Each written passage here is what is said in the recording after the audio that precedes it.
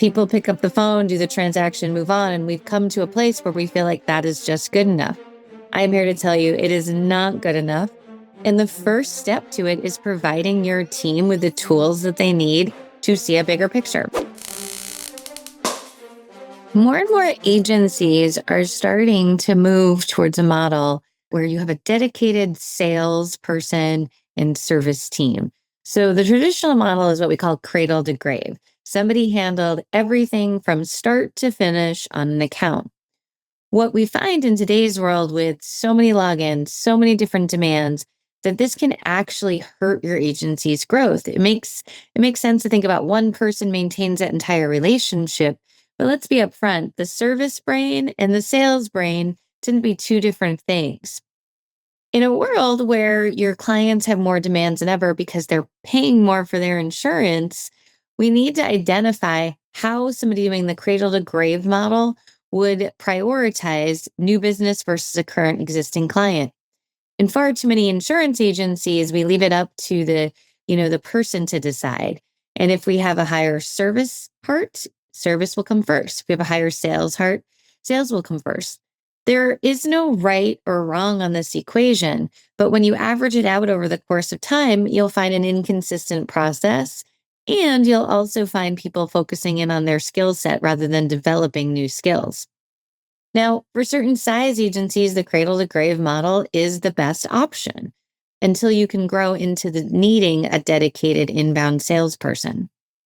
Now, let's talk a little bit about the different types of salespeople, right? Because there's inbound salespeople. In this role, people are taking the inbound inquiries that come in, but we also say that they should have at least an hour a day of what we call golden time. Golden hour is outbound, so they can call on clients, ask for referrals, monoline accounts, unsold policies, lost customers, centers of influence. The list can go on. In commercial lines, they can even add in certificate requesters to introduce themselves. So an hour a day of just working the phones. There's also outside producers. These tend to be out in the community, building relationships, identifying centers of influence to bring in. They're typically not in the office as much. And, for that reason, it's important that you have someone that can take those inbound opportunities. But I think far too many insurance agencies have what we call a quoting process, but they don't exactly have a sales process. And a sales process includes the quoting process in the middle, but adds some to the beginning and the end to help increase your closing ratio. Things like building rapport, finding, what we call 4 and score, which is trying to quote 4 lines on every account, a strong follow-up process, the ability to ask for the business, the ability to be available when a lead wants to meet. These are all things that are going to a sales process. A quoting process looks like training your team on how to quote the opportunity, and oftentimes team members email the quotes, call once, maybe just do what I call order taking in sales, which is someone calls in, they ask for an auto quote, we give them an auto quote, we don't ask for anything more. This is typical when people feel overwhelmed and they want to get the new lead off their desk. In addition to this, in a quoting process, a lot of us don't have a turnaround time target. So what that means is the quotes are coming in, but they could take 2 or 3 days to come out. And as you can imagine, this doesn't exactly help your closing ratio. Now, if what I'm saying is true, don't worry, you're not alone. In fact, just the other day, I heard from yet another person said, "Do you bug our office? All of your blogs and podcasts seem to be about something we were just talking about." I get it. This is a common challenge. You have people in roles that have not been fully trained or developed into the best practices. In fact, in so many agencies, I would argue that we're not crushing it on the service side either. We don't have service turnaround times. We don't this is like a 101 basic for me on the service side. Consistency and confirming people's contact information. If you were crushing it in service, that would be something we would do each and every time, but we're barely doing it. Instead, what we find on both sides of the house, sales and service, people are transacting. They're not providing a clear experience that really helps the agency grow and stick out from the competition. Simple things like this will no doubtably boost your retention. But people pick up the phone, do the transaction, move on, and we've come to a place where we feel like that is just good enough. I'm here to tell you it is not good enough. And the first step to it is providing your team with the tools that they need to see a bigger picture. Maybe you're listening to this podcast and you're having those light bulb moments go off in your head, being like, oh my gosh, this is our agency. So, how do we get the team then to believe in that? The first step is just awareness. And we are strong, strong believers that agencies need training plans. We train on carriers, we train on systems, we train on how to do an endorsement, but we don't train how to talk someone off a ledge, how to close a sale, how to cross sell. And I'm telling you right now, these are the skills that make a big impact. So you got to think 101 is, can you do the job? Can you do the transaction? That would be the first step, especially for a new hire. However, the bulk of people in insurance are not new hires, and we let them go wildly underdeveloped, wildly undertrained. And in fact, as a team member becomes more routed into your agency, it actually becomes harder to train. This is the human concept, right? Where it is harder to change and learn something new. But without establishing your strategy, new hires don't get the training, and the old team members don't get the opportunity to do better. So we fully believe that you need an ongoing training process. Now, at APP, we require that everybody does at least an hour of training a month. In fact, it usually is way more than that, but that is defined on the first month of the quarter. We do a team-wide training. The second one is department, and the third one is something on their coaching plan. So each and every month, we are continuing to develop the team. And it's not optional, and it's not acceptable to not do it.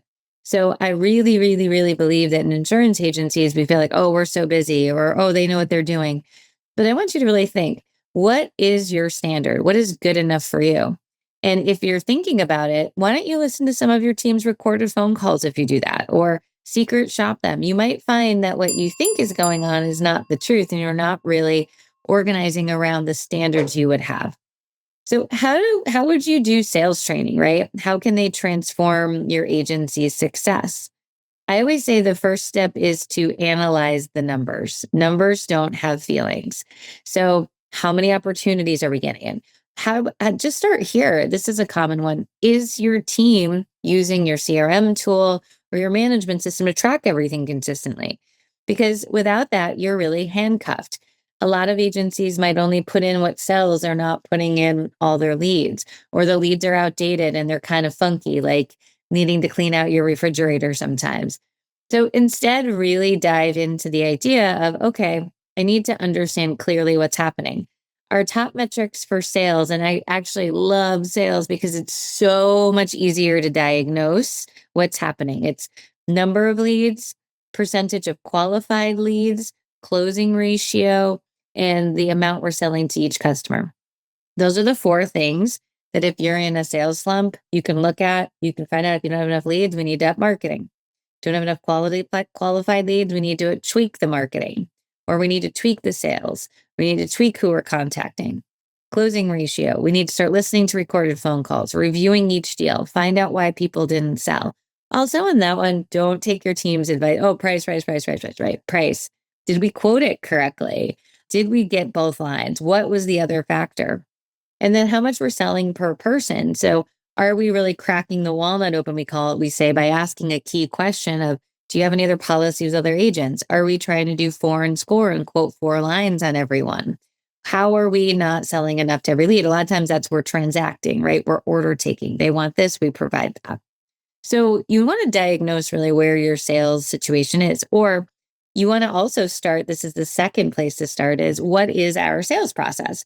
Do we have a written sales process that says the step 1, step 2, step 3, the common objections, the objection killers, the core carriers, the turnaround time for a quote, how we present the quote?